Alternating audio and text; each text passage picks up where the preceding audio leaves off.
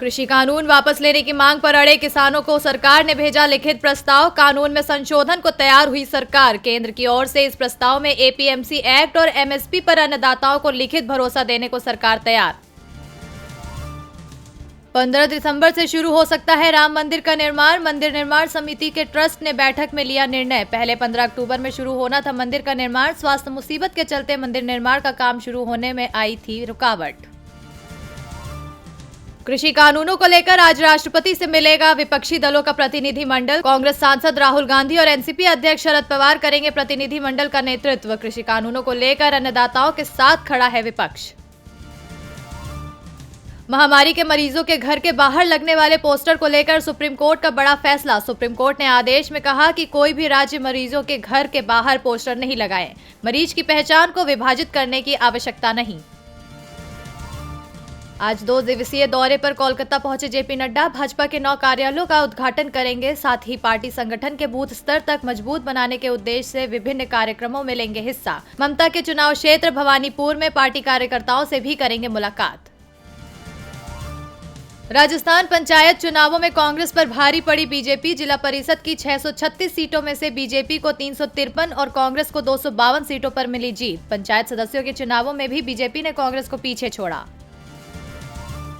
बडगाम जाने पर रोके जाने से भड़की महबूबा, पूछा सवाल, प्रचार से क्यों रोक रहा है जम्मू कश्मीर का प्रशासन। बीजेपी के मंत्रियों को मिली है छूट तो विपक्ष पर क्यों है पहरा। जम्मू कश्मीर पुलिस ने दिया जवाब, स्थिति ठीक न होने के कारण महबूबा को रोका गया।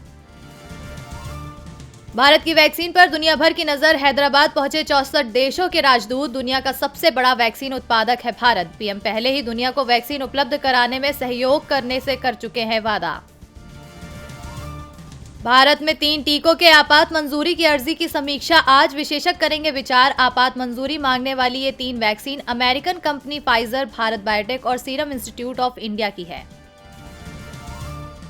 हल्का होगा बच्चों का स्कूल बैग। केंद्र सरकार ने स्कूल बैग पॉलिसी का किया ऐलान। 5 किलो से ज्यादा नहीं होगा 12वीं छात्र के बैग का वजन। हर कक्षा के हिसाब से बैग के वजन को किया गया तय।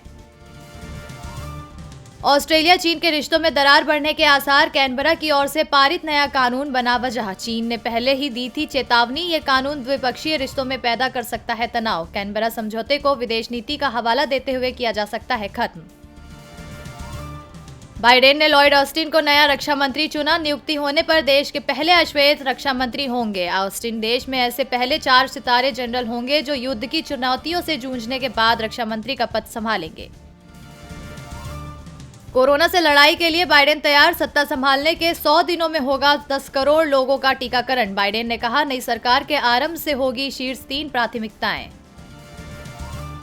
कैलिफोर्निया से टेक्सास शिफ्ट हुए एलन मस्क। स्पेसएक्स उद्योग पर ज्यादा ध्यान केंद्रित करने के मकसद से शिफ्ट हुए एलन मस्क। मस्क ने वॉल स्ट्रीट जर्नल के प्रधान संपादक मैट मुर्रे के साथ एक साक्षात्कार में इस कदम की पुष्टि की। हांगकांग में सरकार विरोधी प्रदर्शनों के मामले में 8 कार्यकर्ताओं को किया गिरफ्तार। पुलिस अधिकारियों ने विपक्षी ताकतों पर लगातार की कार्रवाई। पुलिस ने अभी गिरफ्तार किए गए लोगों की नहीं की पहचान उजागर। आरबीआई ने कराड़ जनता सहकारी बैंक का लाइसेंस किया रद्द। रिजर्व बैंक ने कहा कि पर्याप्त पूंजी और कमाई की संभावना नहीं होने के कारण की गई ये कार्रवाई। आरबीआई ने नवंबर 2017 में भी बैंक पर कुछ पाबंदियां लगाई थीं। फोर्ब्स ने दुनिया की सर्वाधिक 100 शक्तिशाली महिलाओं की लिस्ट की जारी। दुनिया की ताकतवर महिलाओं की सूची में वित्त मंत्री निर्मला सीतारमण। 7वीं वार्षिक फोर्ब्स पावर लिस्ट में 30 देशों की महिलाएं हुई शामिल। पार्थिव पटेल ने क्रिकेट को कहा अलविदा। 18 साल का रहा क्रिकेट करियर। 2018 में खेला था आखिरी टेस्ट। तमिल टीवी एक्ट्रेस विजय चित्रा ने की सुसाइड। होटल के कमरे में मिला शव। 28 साल की उम्र में ली अपनी जान। बॉलीवुड के शॉटगन शत्रुघ्न सिन्हा का 75वां जन्मदिन आज। एक्टिंग के साथ साथ दमदार डायलॉग के कारण जाने जाते हैं शत्रुघ्न।